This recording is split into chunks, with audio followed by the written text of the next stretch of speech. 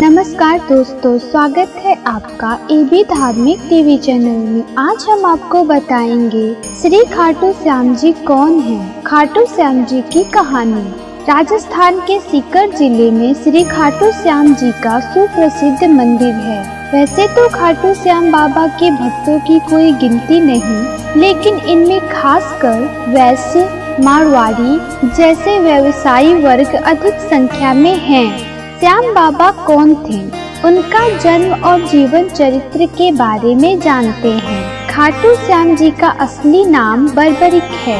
महाभारत की एक कहानी के अनुसार बर्बरिक का सिर राजस्थान प्रदेश के खाटू नगर में दफना दिया था, इसलिए बर्बरिक जी का नाम खाटू श्याम बाबा के नाम से प्रसिद्ध हुआ। वर्तमान में खाटू नगर सीकर जिले के नाम से जाना जाता है। खाटू श्याम बाबा जी कलयुग में श्री कृष्ण भगवान के अवतार के रूप में माने जाते हैं। खाटू श्याम जी की कहानी। खाटू श्याम बाबा घटोत्कच और नाग कन्या मौरवी के पुत्र हैं। पांचों पांडवों में सर्वाधिक बलशाली भीम और उनकी पत्नी हिडिंबा बर्बरिक के दादा दादी थे। कहा जाता है कि जन्म के समय बर्बरिक के बाल बब्बर शेर के समान थे, अतः उनका नाम बर्बरिक रखा गया। बर्बरिक का नाम श्याम बाबा कैसे पड़ा, आइए जानते हैं। बर्बरिक बचपन में एक वीर और तेजस्वी बालक थे। बर्बरिक ने भगवान श्री कृष्ण और अपनी मां मौरवी से युद्ध कला कौशल सीखकर निपुणता प्राप्त कर ली थी। बर्बरिक ने भगवान शिव की घोर तपस्या की थी, जिसके आशीर्वाद स्वरूप भगवान शिव ने बर्बरिक को 3 चमत्कारी बाण प्रदान किए। इसी कारणवश बर्बरिक का नाम 3 बाणधारी के रूप में भी प्रसिद्ध है। भगवान अग्निदेव ने बर्बरिक को एक दिव्य धनुष दिया था, जिससे वो तीनों लोकों पर विजय प्राप्त करने में समर्थ थे। जब कौरव पांडवों का युद्ध होने का सूचना बर्बरिक को मिली, तो उन्होंने भी युद्ध में भाग लेने का निर्णय लिया।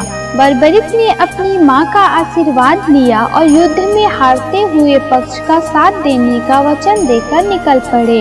इसी वचन के कारण हारे का सहारा बाबा श्याम हमारा, यह बात प्रसिद्ध हुई। जब बर्बरिक जा रहे थे तो उन्हें मार्ग में एक ब्राह्मण मिला। यह ब्राह्मण कोई और नहीं, भगवान श्री कृष्ण थे, जो कि बर्बरिक की परीक्षा लेना चाहते थे। ब्राह्मण बने श्री कृष्ण ने बर्बरिक से प्रश्न किया कि वो मात्र 3 बाण लेकर लड़ने को जा रहा है। मात्र 3 बाण से कोई युद्ध कैसे लड़ सकता है? बर्बरिक ने कहा कि उनका एक ही बाण शत्रु सेना को समाप्त करने में सक्षम है और इसके बाद भी वह तीर नष्ट न होकर वापस उनके तरकस में आ जाएगा। अतः अगर तीनों तीर के उपयोग से तो संपूर्ण जगत का विनाश किया जा सकता है। ब्राह्मण ने बर्बरिक से एक पीपल के वृक्ष की ओर इशारा करके कहा कि वो एक बाण से पेड़ के सारे पत्तों को भेद कर दिखाएं। बर्बरिक ने भगवान का ध्यान कर एक बाण छोड़ दिया। उस बाण ने पीपल के सारे पत्तों को छेद दिया और उसके बाद बाण ब्राह्मण बने कृष्ण के पैर के चारों तरफ घूमने लगा। असल में कृष्ण ने एक पत्ता अपने पैर के नीचे छिपा दिया था। बर्बरिक समझ गए कि तीर उसी पत्ते को भेदने के लिए ब्राह्मण के पैर के चक्कर लगा रहा है। बर्बरिक बोले, हे ब्राह्मण, अपना पैर हटा लो, नहीं तो ये आपके पैर को वेध देगा। श्री कृष्ण बर्बरिक के पराक्रम से प्रसन्न हुए। उन्होंने पूछा कि बर्बरिक किस पक्ष की तरफ से युद्ध करेंगे। बर्बरिक बोले कि उन्होंने लड़ने के लिए कोई पक्ष निर्धारित नहीं किया है, वो तो बस अपने वचन अनुसार हारे हुए पक्ष की ओर से लड़ेंगे। श्री कृष्ण ये सुनकर विचार मग्न हो गए, क्योंकि बर्बरिक के इस वचन के बारे में कौरव जानते थे। कौरवों ने योजना बनाई थी कि युद्ध के पहले दिन वो कम सेना के साथ युद्ध करेंगे, इससे कौरव युद्ध में हारने लगेंगे। जिसके कारण बर्बरिक कौरवों की तरफ से लड़ने आ जाएंगे। अगर बर्बरिक कौरवों की तरफ से लड़ेंगे तो उनके चमत्कारी बाण पांडवों का नाश कर देंगे। कौरवों की योजना विफल करने के लिए ब्राह्मण बने कृष्ण ने बर्बरिक से एक दान देने का वचन मांगा। बर्बरिक ने दान देने का वचन दिया।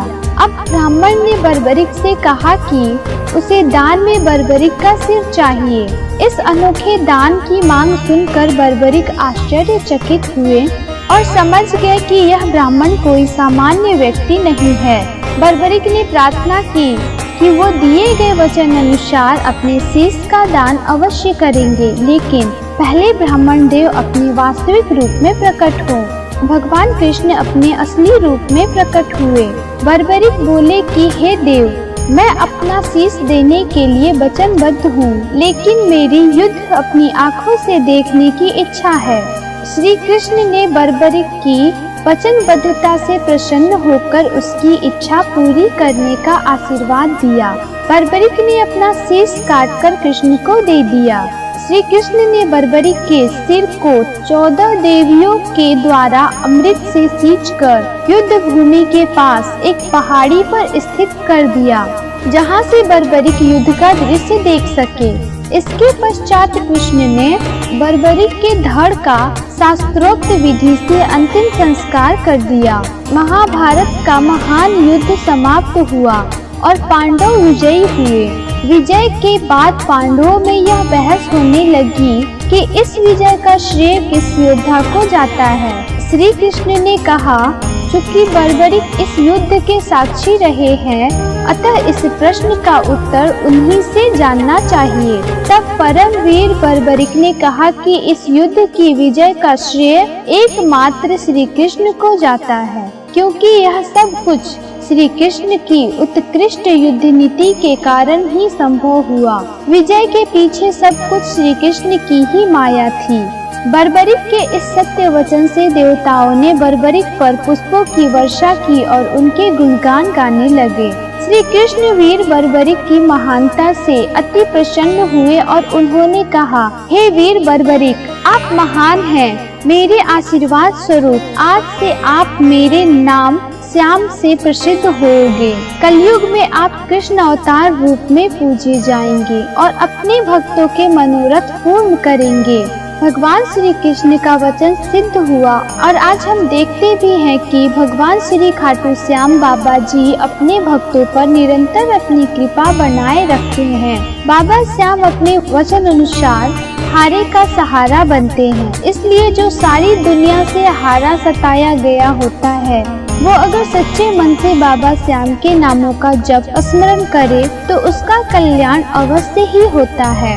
श्री खाटू श्याम बाबा की महिमा अपरंपार है। सच श्रद्धा विनती है कि बाबा श्याम इसी प्रकार अपने भक्तों पर अपनी कृपा बनाए रखें। आशा करती हूँ आपको ये जानकारी पसंद आई होगी। धन्यवाद।